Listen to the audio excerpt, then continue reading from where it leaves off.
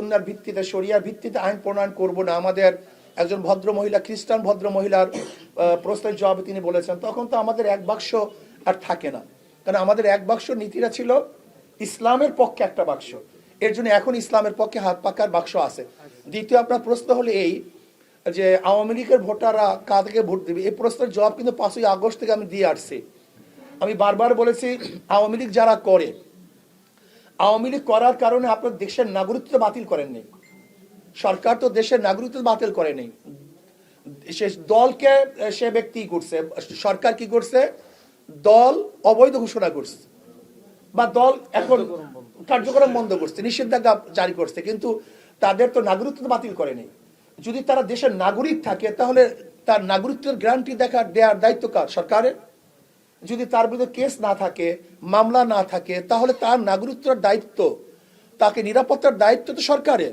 কাজে অবশ্যই যাদের বিরুদ্ধে কেস নাই, যারা অন্যায় করে না, অবিচার করে নাই, যদি সে নাগরিকত্ব বাতিল না হয়, তাহলে আমি মনে করবো অবশ্যই তার নাগরিকতার গ্যারান্টি এবং তাকে সুযোগ সুবিধা দেওয়ার দায়িত্ব সরকারের। নাম্বার 1।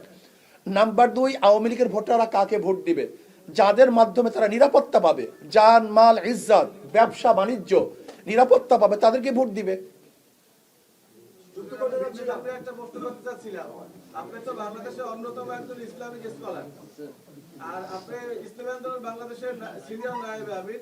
আপনি যদি বরিশাল 5 এবং 6 আসন থেকে নির্বাচিত হন, এমপি নির্বাচিত হন, সেক্ষেত্রে আপনি আসলে এই জনগণকে কতটা সময় দিতে পারবেন, যেহেতু আপনি সফরে থাকেন বেশিটা সময়? তখন তো আমার মূল কাজ হবে এইটাই। এখন যেরকম আমার মূল কাজ সফর, তখন তো মূল কাজ আমার এইটাই হবে। আপনি যদি নির্বাচিত হন তাহলে দেশের নারী এবং পিছিয়ে পড়া জনগোষ্ঠীর জন্য কি করবেন? আর গণমাধ্যমের সাথে আপনার একটা ভালো সম্পর্ক রয়েছে, গণমাধ্যমের দীর্ঘদিনের একটা দাবি রয়েছে সাংবাদিক সুরক্ষা, সেই সুরক্ষা আইনটিকে আপনাদের দল যদি ক্ষমতায় আসে তাহলে আপনারা বাস্তবায়ন করবেন কিনা? আর বরিশালে তো ইতিপূর্বে সদর 5-এ এবং বিএনপি প্রার্থী জয়লাভ করেছে, এই আসন আপনারা জয়লাভের ক্ষেত্রে কতটা প্রত্যাশা করেন? দেখেন, একটা হলো সুরক্ষা। আমরা শুধু সাংবাদিকদের নয়, বাংলাদেশের প্রত্যেকটা নাগরিককে সুরক্ষা ব্যবস্থা করব ইনশাআল্লাহ। প্রত্যেকটা নাগরিকের সুরক্ষা কিভাবে দিতে হয় সেই ব্যবস্থা আমরা করব। আমি কালকেও কর্মী সম্মেলনে বলেছি, তোমরা খাদেম হও, রাজনৈতিক কাজটাকে খেদমত মনে করো, এটা ভোগের বা ব্যবসার জায়গা মনে করবে না। এটা আমি কালকে আমাদের কর্মীদেরকে বলছি। এর জন্য আমরা মনে করি রাজনৈতিক খেদমত, এটা ব্যবসার জায়গা না। এতদিন ক্ষুধার্ত ছিলাম, এই বক্তব্যটাই হলো আমাদের ধ্বংসের মূল কারণ। এতদিন ক্ষুধার্ত ছিলাম, এই বক্তব্যটা হলো সমস্ত ক্যান্সার, এটা ধ্বংসের কারণ। কারণ রাজনৈতিক আমরা ক্ষুধা নিবারণ জায়গা মনে করি। আসলে রাজনৈতিক ক্ষুধা নিবারণের জায়গা নয়, বরং এটা খেদমতের জায়গা, সেবার জায়গা। আমি আমাদের নেতা কর্মীদেরকে সেবার জন্য তাকিদ করছি, প্রশিক্ষণ দিচ্ছি, আমরা সেবা করবো। নাম্বার 1। নাম্বার 2, আপনারা জানেন ইসলাম নারীদেরকে সবচেয়ে বেশি সুরক্ষা দিয়েছে, নারীদের অধিকার বাস্তবায়ন সবচেয়ে বেশি করেছে। কিন্তু ব্রিটিশ এবং পাশ্চাত্যদের যে নিয়ম যে কানুন, তাতে আমাদের নারীদেরকে সুরক্ষা করতে পারে নাই, বরং আমার নারীরা সবচেয়ে বেশি ধর্ষিতা হচ্ছে, ইফতিজিনের শিকার হচ্ছে। আমার মা বোনরা সবচেয়ে বেশি আজকে বিবাহ বন্ধনের বিচ্ছেদ ঘটাচ্ছে। আজকে আমাদের সমস্ত মা বোনরা, অধিকাংশ মা বোনরা এসিডে দগ্ধ হচ্ছে। আজকে দেখা যায় আমার ওই তিন্নি ফিন্নি সহ বহুত মা বোনেরা জেলের মধ্যে ধুকে মরছে। ইসলাম এমন সুরক্ষা গ্রহণ করবে, আমার একটা মা বোনের ইজ্জাত হানি হবে বলে আমি মনে করি না।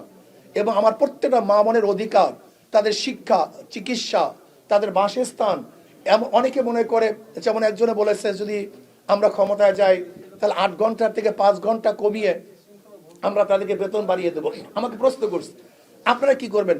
আমি বললাম, আমি 8 ঘন্টা 5 ঘন্টা দূরের কথা, আমি এমন ব্যবস্থা করবো যে কোনো নারীকে চাকরি না করতে হয়, যদি প্রয়োজন না হয়।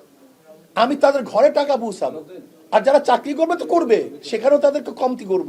কিন্তু আমি এমন ব্যবস্থা করব যেন আমার মা বোনের একজন মা বোন না খেয়ে না থাকে, সবাই যেন ভরপুর খেতে পারে, ভরপুর পরিধান করতে পারে, সুখে স্বাচ্ছন্দ্যে জীবনযাপন করতে পারে, এরকম ব্যবস্থা করবে ইনশাআল্লাহ, যদি আল্লাহ কবুল করে।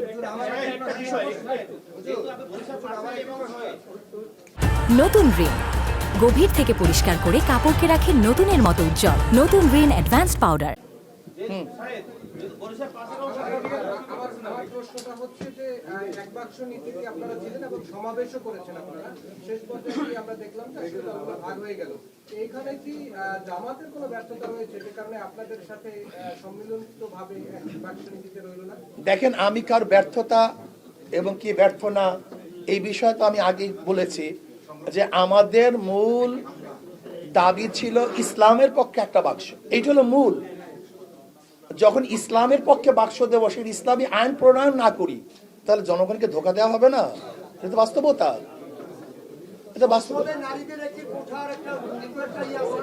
সংসদে নারীদের কোঠা, সেই নারীদের কোঠা দেখেন বর্তমান যেইভাবে আপনারা আমাদেরকে বলতেছেন, আগে ইসলাম হুকুমাত কায়েম করার পরে শরিয়া ভিত্তিতে যাহা কিছু আছে সব মহিলাদের অধিকার দেওয়া হবে ইসলামী ভিত্তিতে। আপনারা যেহেতু জোটে নেই, আর জামাত ইসলাম আপনাদের সম্মানার্থে এই আসন থেকে প্রার্থী প্রত্যাহার করে নিয়েছে, আপনার নির্বাচন পরিচালনায় বা পরিচালনা কমিটিতে জামাত ইসলাম থাকবে কিনা এবং প্রকাশ্যে আপনার সাথে কাজ করবে কিনা, না তারা তো বলছে, একটু পরিষ্কার করবেন। না তারা তো বলছে কাজ হবে। আপনি জামাতের ভোট ব্যাংকের বিষয়ে কতটা প্রত্যাশী এই আসনে? না, তারা তো নিজেরা বলেছে আমার সাথে কাজ করবে, এটা তারা সাংবাদিক সম্মেলনে নিজে স্পষ্ট করে দিয়েছেন যে তারা কাজ করবে। ভাই তো আমি তো আগেই বললাম, তারা তো বলছে কাজ করবে। আমি তাকে কালকে টেলিফোন করেছি, আমি কালকে নিজেই টেলিফোন করেছি। একটা প্রশ্ন আছে, একটু দয়া করে যদি উত্তর। হ্যাঁ, অবশ্যই। লেভেল প্লেইং ফিল্ড বলতে আপনি যে ব্যাখ্যাটা দিয়েছেন, আমি একটু অন্য জায়গায় জানতে চাচ্ছি যে ভোটের মাঠে নির্বাচনী প্রচারণা এবং নির্বাচনী প্রত্যেকটা জায়গায় সমতা আছে কিনা, অর্থাৎ যারা ভিন্ন মত বা আপনার সাথে যারা প্রতিদ্বন্দ্বিতা করতে চাচ্ছে বা যারা করবে তাদের অবস্থান এবং আপনার অবস্থান বা আপনার কর্মীদের অবস্থানের ক্ষেত্রে কোনো সমস্যার সৃষ্টি হচ্ছে কিনা বা আগামীতে সমস্যা হবে এই জাতীয় কোনো আশঙ্কা করতেছেন কিনা, এই জায়গায় প্রশাসনের ক্ষেত্রে আপনার কোনো বক্তব্য আছে কিনা? দেখেন, আজ প্রচারণা তো কালকে থেকে শুরু, কালকে থেকে এখন পর্যন্ত বলতে পারছি না। আমি বলতে পারবো যখন প্রচারণা শুরু হবে তখন সমতা আছে কি নাই, তখন ব্যাপারটা স্পষ্ট হবে, এখন স্পষ্ট হচ্ছে না। না, আমাদের তো সরোবর ভাইকে আপনারা সবাই চিনেন জানেন, সে বারবার এখানে এমপি ছিলেন, হুইপ ছিলেন, আমাদের এখানে মেয়র ছিলেন, তাকেও চিনেন। সে কি করেছে, কি বক্তব্য দিয়েছে, যদি বরিশালের জনগণ তাকে আবারও নির্বাচিত করে সেটা তাদের ব্যাপার। কিন্তু আমি আহ্বান করব বরিশালের জনগণকে, সরোবর ভাইকে দেখেছেন কিন্তু আমাকে এখনো দেখেন নাই। যদি মনে করেন ইসলামী আন্দোলন বাংলাদেশের যে ক্যান্ডিডেট, আমি যদি সংসদে গিয়ে বোবার মতো থাকি তাহলে আমাকে সেখানে পাঠানো আপনার ঠিক হবে না। কারণ সংসদে একজন বোবা পাঠিয়ে লাভ নাই, হ্যাঁ এবং না এর পক্ষে শুধু হাত তোলার পার্টি পাঠিয়ে সেখানে আমার মনে হয় লাভ নাই। যদি মনে করেন আমিও সেখানে বোবার মতো থাকবো তাহলে আমাকে পাঠানো ঠিক হবে না। আর যদি মনে করেন না আমি বোবা থাকবো না, বরং দেশের পক্ষে, মানবতার পক্ষে, এই দেশের জনগণের পক্ষে আমি বাঘের মতো হুঙ্কার দেব, আমি স্পষ্ট কথা বলতে পারবো, তাহলে আমি বলবো বরিশালের জনগণ একটাবারের জন্য আমাকে পরীক্ষা করুন, ইনশাল্লাহ ফেল করবেন না, পাস করবেন ইনশাআল্লাহ। আল্লাহ আমাদের সবাইকে কবুল করুন।